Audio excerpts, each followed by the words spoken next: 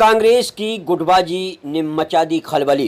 राजस्थान के पूर्व उप मुख्यमंत्री के करीबी माने जाने वाले दोनों गुट ने देखा कोतवाली का रुख और दर्ज कराया अपना अपना मामला। दोनों गुटों के कांग्रेसियों के एफआईआर में नाम थाना कोतवाली में दर्ज हुए दो अलग अलग मुकदमे। टोंक एसपी राशिराज बोले, मामले में की जाएगी निष्पक्ष कार्रवाई। टोंक पुलिस नहीं करती किसी के दबाव में काम।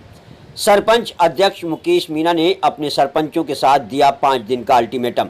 इस तरह की घटनाओं को रोका जाए। जब एक जनप्रतिनिधि अपने सरकारी बंगले में सुरक्षित नहीं है तो आम जन कैसे सुरक्षित होगा। टोंक कांग्रेस में गुटबाजी अपने चरम पर बरकरार है। राजनीतिक रंजिश और महत्वाकांक्षाओं की लड़ाई सड़कों से होती हुई अब कोतवाली थाने जा पहुंची है। टोंक प्रधान सुनीता गुर्जर के पति और राजस्थान सरपंच संघ के प्रदेश उपाध्यक्ष हंसराज फांगड़ा के साथ उनके सरकारी आवास पर बीती देर रात को हुए हमले के मामले के बाद अब मामले ने जमकर तूल पकड़ लिया है। घटना से आक्रोशित टोंक जिला सरपंच संघ के अध्यक्ष मुकेश मीणा के नेतृत्व में जिले भर से आए सरपंचों ने डाक बंगले में बैठकर फांगड़ा पर हुए हमले को लेकर कड़ा विरोध दर्ज कराया।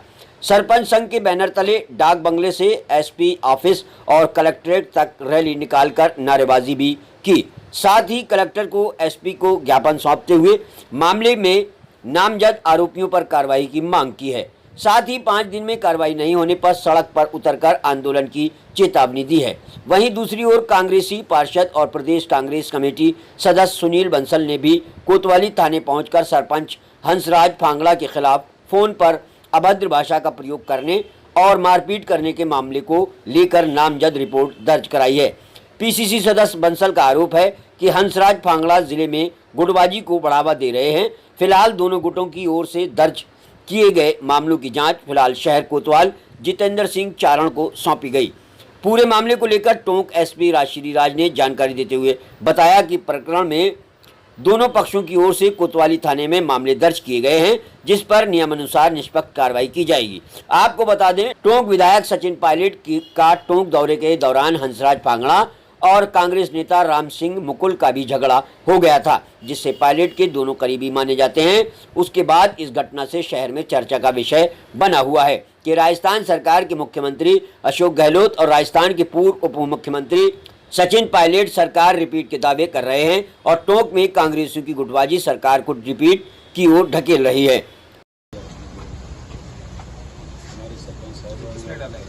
जिसका मैं आपको बोल दिया था, मैं दे देंगे।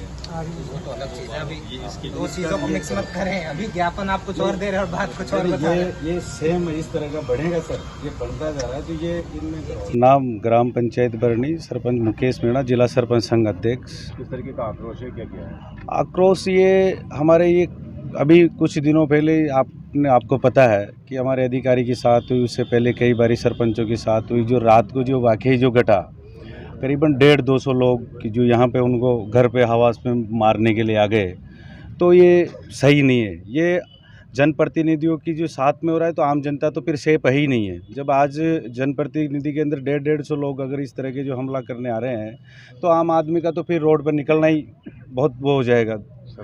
तो ये सही नहीं है। और सरकारी आवास में, ये भी नहीं कि पर्सनल कोई घर पे, सरकारी आवास जैसे उसमें जो नाम से भी कई बड़े, वो भी पीछे पैर डाले थे, पर ये तो बहुत बड़े हो गए। तो इस तरह का होना नहीं चाहिए।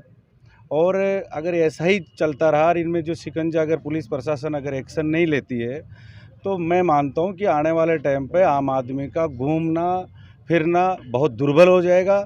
सही नहीं है। और ये जनप्रतिनिधियों के लिए हम तो ये कह रहे हैं कि अगर मान लो अगर इन्होंने जल्दी अगर एक्शन नहीं लिया, तो मैं पूरे जिला सरपंच संघ आह्वान करेंगे हम, और ज़रूरत पड़ी तो हम प्रदेश लेवल पे भी इस मुद्दे को उठाएंगे। बाकी ठंडा नहीं होने देंगे, क्योंकि कारण हमारे पीछे जनता भी बहुत बड़ी अपेक्षा करती है। क्योंकि जनता भी पहले की सोचती है कि किसी को बनाए तो कि वो हमारी रक्षा करेंगे, सेफ वो आगे खड़े रहेंगे। आज अगर उनकी साथ में की, तो हमारे साथ भी पूरी जनता जुड़ी हुई है। और हम ना तो जनता के साथ में कुछ होने देंगे, और नहीं हमारे लिए, हमारे हक के लिए हम लड़ते रहेंगे, और इसमें हम पीछे नहीं हटेंगे।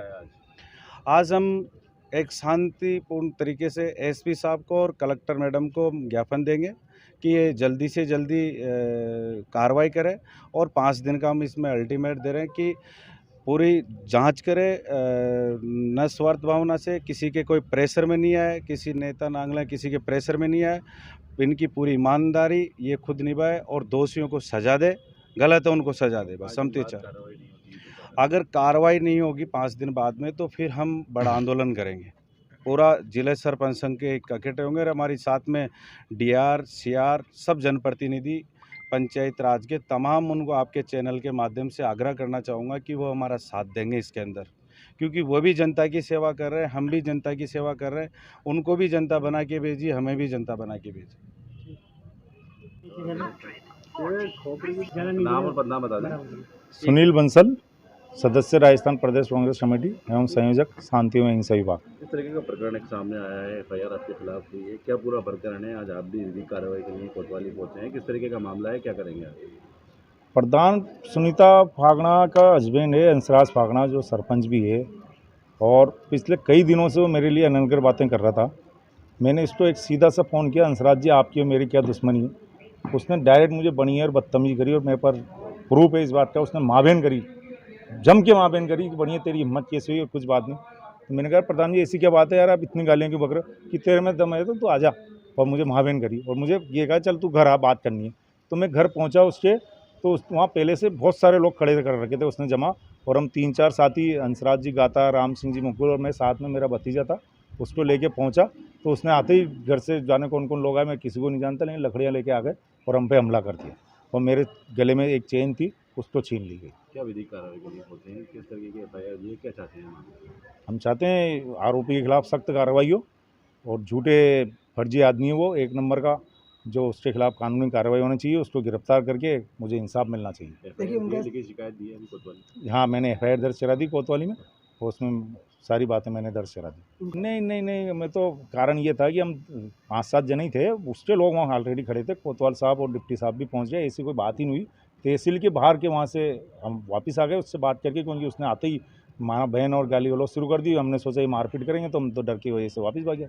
इसके अलावा समर्थक हैं और वो पायलट समर्थक हैं, इस वजह से आपने अपने समर्थक? नहीं, हम तो कांग्रेस के आदमी हैं। मुख्यमंत्री जी और पायलट जी के चुनाव में हमने तन मन धन से काम किया है, और पायलट जी इस बात से नकार नहीं सकते हमने तन मन धन से किया। उस टाइम इस हंसराज का इतना जानते भी नहीं थे, ये तो निर्दलीय चुनाव जीत के पायलट साहब ने इसको प्रधान बनाया। ये कांग्रेस का आदमी भी नहीं है, पहले बीजेपी से लिंक रखता था ये, और हम पैदाइशी बाप दादाओं के टाइम से कांग्रेस ही है। और अशोक जी गहलोत जी भी कांग्रेस के आदमी, अगर हम उनके आदमी कहता है। और ये कई बार यही बात मैंने इससे पूछी थी कि भाई आप अशोक जी गहलोत के आदमी का क्या मतलब हो गया? पायलट साहब के भी चुनाव में हमने काम किया, और आज भी हम काम करते हैं पायलट साहब का। उनको वैश्य समाज का सबसे सर्वप्रथम कार्यक्रम पायलट साहब का चुनाव में हमने वैश्य समाज का अपनी जेब से कराया, और पायलट साहब को जिताने में कोई कसर नहीं छोड़ी। तो हम तो पायलट साहब के लिए भी कोई गलत बात नहीं करते। ये जरूर हमें कहता है सीएम के आदमी, तो सीएम हम तो कहते हैं तो कांग्रेस ही है, सीएम भी तो कांग्रेस के ही है। हमारी इससे मैंने यही पूछा था, मैंने कहा तुम बार बार ये क्यों कहते हो सीएम का आदमी? सीएम भी तो कांग्रेस के आदमी है साहब। गुटबाजी कहीं ना कहीं एक तरीके देखने को मिलती है। गुटबाजी यही कर रहे हैं, इनको एकदम मिल गया। ये आप कहने की बातें नहीं है, आप एक बात इतने ऊंचे उस पर हो गए ये कि ये खुद अपने आप को पायलट साहब से कम नहीं मानता। हम ज़मीन पे चलने वाले लोग हैं। हम नमो नारायण जी के टाइम पे, जकिया जी के टाइम पे, बनवारी जी के टाइम से राजनीति कर रहे हैं, लेकिन हमने कभी किसी को तू नहीं कहा। लेकिन इसने कल इतनी महाबेन करी, हमारे हर्ट हुआ, बहुत ज़्यादा दिल को चोट पहुंची है, और मैं इतना मतलब मानसिक तनाव में हूँ कि इसने मेरे को इतनी ज़्यादा प्रताड़ित किया और गालियाँ बकी। झगड़े मुझे उसके साथ के लोगों ने कहा, जो मेरे भतीजे जैसे हैं, उन्होंने कहा यार चाचा आप जाओ, हम सुबह इससे लाके और माफ़ी मंगाएंगे, ये हमारी जिम्मेदारी है। तो मैं आ गया वहाँ से। उसके बाद मुझे मालूम पड़ा उसने रिपोर्ट दर्ज करा दी, तो उसके बाद मैं भी रिपोर्ट दर्ज कराने हूँ। नहीं तो मैं कोई रिपोर्ट वगैरह में इतना विश्वास भी नहीं करता। भाई ठीक है, लेकिन वो इतनी पहल कर रहा है, ज्ञापन की बात कर रहा है, तो वो करे। हम स्तर पर भी पूरे मामले को लेकर जाएंगे शिकायत। मैंने निरंजन जी को पूरा वाक्य बता दिया सुबह उठते ही। मैंने कहा साहब भाई साहब ऐसे ऐसे बातें हुई है, तो मैंने उनको भी अवगत करा दिया, और जो हमारे संगठन से लोग हैं उनको सबको हमने अवगत करा दी। बिल्कुल, कल रात को एक छोटा सा विवाद हुआ था, जिसमें एक व्यक्ति के घर के बाहर कुछ 25-30 लोग इकट्ठा हुए थे और कुछ किसी विषय पर बातचीत करना चाह रहे थे। तो पुलिस द्वारा त्वरित कार्रवाई करते हुए वहाँ पर लोगों को डिस्पर्स करा दिया गया था। दोनों की तरफ से एक एफआईआर हुआ है, और एफआईआर पर अभी अनुसंधान जारी है। जो भी होगा विधि सम्मत कार्रवाई सुनिश्चित की जाएगी। इंजर्ड दोनों तरफ से कोई भी नहीं? नहीं, कोई इसमें केवल भीड़ इकट्ठा हुई थी, इसमें कोई मारपीट या कोई फिजिकल इंजरी किसी को नहीं है, ऐसी कोई घटना नहीं घटी।